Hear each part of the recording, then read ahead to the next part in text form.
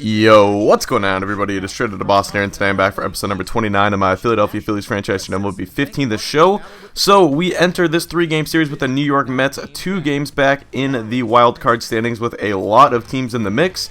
And we end up splitting the first 2 games of this pivotal series, so we remain 1 game behind the Mets. And I think we still enter this game 2 games behind the second wild card spot with just 7 games to play.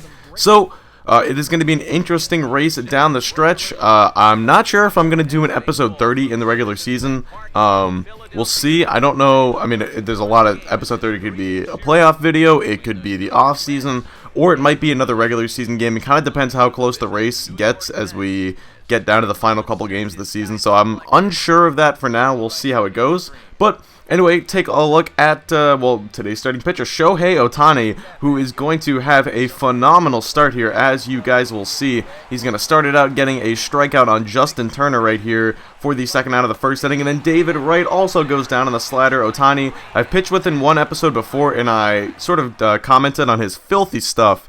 And you're going to see it displayed today. He is going to put on a magical performance. But here we go. Now take a look at the Phillies lineup. He is going to be opposed by the Dark Knight, Matt Harvey, the ace of this young Mets pitching staff. And he is getting things going here in the bottom of the first, facing the leadoff man, Odubel Herrera, who gets frozen by the 3-2 curveball and will sit down back on the bench, striking out looking. Now it's Jonathan Lucroy who's going to rip one into right center field. That's going to get down, and that will be a base knock.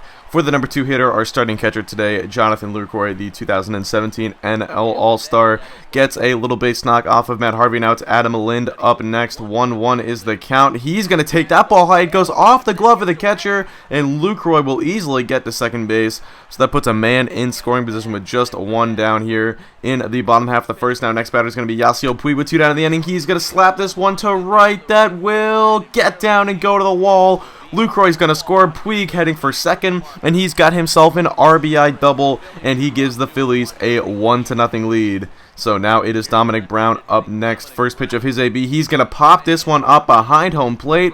The catcher is going to get under this one and make the play for the third and final out of the inning. Harvey is out of the jam, and we are 3-1 now. On to the top of the second is Lucas Duda up, and Duda goes down, his first K of the day, and it is Otani's third. So now take a look at the NL East standings. You can see the Nationals 7 games up on the Marlins and 8.5 up on New York, 9.5 up on Philly, so they are running away with the division here late. Here's old friend Jose Bautista. He goes down to the fastball, strikeout number 4 for the Japanese import, and now it's Juan Lagares up 0-2 count. He goes down, so Otani strikes out the side in the second. He's got 5 Ks through just 2 innings. Now top 3. Here's Dan Rothling up. He's going to go down this time on the curveball, so Otani now has strikeouts on all 4 of his pitches so far. And his strikeout total is up to 6 on the afternoon. Take a look at the replay. That one wasn't even close, but still fooled the batter there. And then on the drop third strike, he would be retired. And then Matt Harvey up. He goes down on the splitter. 7 strikeouts through 3 innings so far. Otani's on a roll. And now here he is up at the plate. Bottom 3, 1-1 count. He's going to slap this one the other way, and that will get down and go to the wall into the corner. Now, for those who don't know, Otani is I guess the baseball equivalent of a two-way player. In Japan, he plays both the outfield and he pitches. So he actually can get by with the bat. And he shows it right there. But now it's Adam Lind up with Otani on third and 2 down. And Lind K's on the 3-2 fastball. So we cannot push across the run. It is still a 1-0 ball game here. Top 4. Here is Jorge Feliz. And that is the first base runner of the day for the Mets. 0-2 fastball. Try to go up and in, and it nicks Feliz on the shoulder. He was not too happy with that one, and I don't blame him. It's kind of dangerous to pitch up and in like that. But Otani, clearly no intent there. And was just looking to get the strikeout. Now it's David Wright up, and Wright's going to take a first pitch curveball into the right center field gap. That will get down. It's cut off by Herrera, who's going to try and get it in quickly. They will hold Feliz at third. Wright dives into second base. He's got himself a 1-out double here now. So with 1 down in the inning, it is Lucas Duda. Duda 0-2. He goes down on the splitter. His second K. I believe that's Otani's 8th now on the afternoon. And now it's going to be Jose Bautista up next. 0-1 count.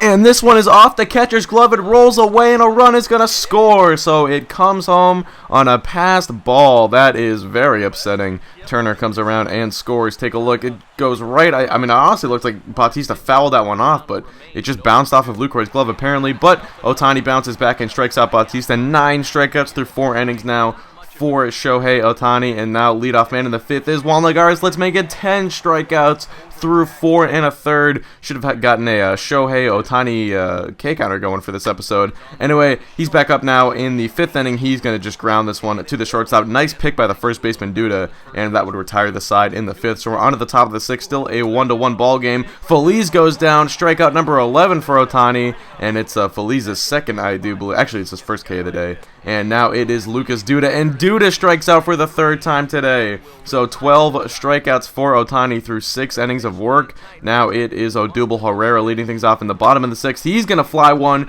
to deep center field. Lagares going back to the track. He makes the catch. Just shy of a home run right there was Herrera, but instead it is going to be out number 1. Now the next batter is Jonathan Lucroy. 1-2 is the count. Lucroy strikes out swinging on the slider, and Harvey's got himself another strikeout. So we take a look at the 6-inning recap here. Otani dominant so far, only 3 hits allowed, no earned runs, and 12 strikeouts. Jose Bautista up, grounds this one. It's knocked down by Franco, gets up, fires to first. Oh, they rule him safe, but we'll see about this one. And immediately when I saw that Sandberg was coming out to challenge, or at least to argue, I immediately knew I wanted to challenge this.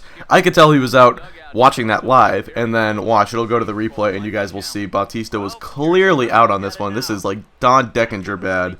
I mean, that is a horrible call by the first base umpire, but thank God for replay. They would review this one, and as you guys will see in a moment, it will be overturned. The umpire ruling that Bautista was indeed out at first base. So the call is overturned. Now 1 down in the 7th. Next batter is Juan Lagares. First pitch curveball to Lagares. He's going to rip one into right center field. That will get down and go all the way to the wall. Herrera plays it off the wall. He'll fire it in quickly, but Lagares is easily into second base with a 1-out double. So the Mets get a man in scoring position here. Now it is the next man. Kirk Neuenhuis grounder picked up by the second baseman Rodriguez. Throw to first. It's over Lynn's head and into the bench right there. That will get the run home, and the Mets take a 2-1 lead. And then Matt Harvey up next, and he walks on 5 pitches. The first walk of the day issued by Otani, as you can see on the pitching line right there. Now it's Jorge Feliz back at the top of the lineup. He's going to ground this one just in front of the plate. Lucroy throw to first in time, and Otani is out of the inning. His day would be done after 7 really good innings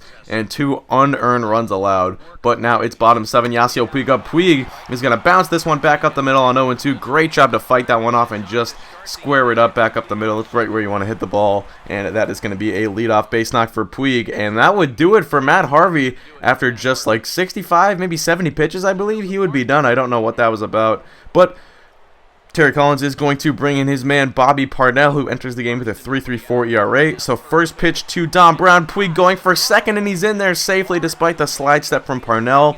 Puig steals second, puts a man in scoring position. Now next batter is Enos Carpenter with 1 down, grounds this one to the shortstop, and with the infield for some reason not playing in, that will let Puig score, and this game is once again knotted up at 2, as Carpenter will get the RBI on the ground out. So Ken Giles will now come on to pitch the top half of the 8th. He enters the game with a 2.45 ERA, 5-3 in 60 appearances. But with 1 man down, it's David Wright at the dish to deep center field, and gone. Captain America gives the Mets the lead once again, as it's now a 3-2 ball game. Oh, was that an 0-1 fastball, I believe, to Wright, and he did not miss it. Oh my goodness, an absolute bomb to dead center, and that will give the Mets the lead once again, so a 3-2 ball game. Now Lucas Duda, and Duda goes down, so that is the golden sombrero for Lucas Duda, 0-4 with 4 strikeouts. He had a rough day at the plate, but his team has the lead, and Carlos Torres is on to protect it here in the bottom of the 8th. The 34-year-old making his season debut. I don't know if he was injured or if he's been a September call-up or whatever it was, but he pitched a scoreless 8th in his season debut, and he would hold the Mets lead here as we enter the top half of the 9th. It's Sean Doolittle on to try and keep this one a one-run ball game, sporting his impressive 45-3 strikeout to walk ratio.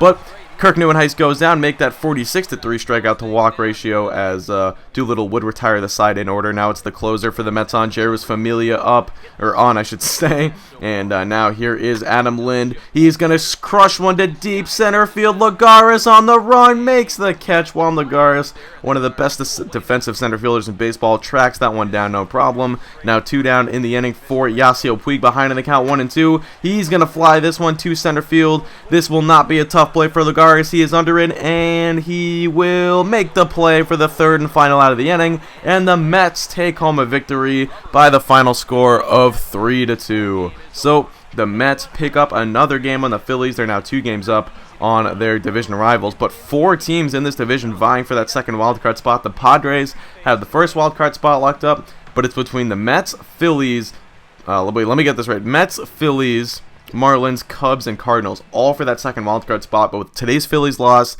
they're now 3 back with just 6 games to play. Everyone else is only 1 back, and I don't remember who actually holds the second wildcard right now. But anyway, it's going to be a long, it's going to be kind of a, tough odds at this point, but we'll see what we can do in the final week. And like I said, if things get close in that final weekend series, I think I'll probably do one more regular season episode, but I can't say for sure right now. So, until next time, thank you guys for watching, hope you did enjoy, and I'm out. Peace.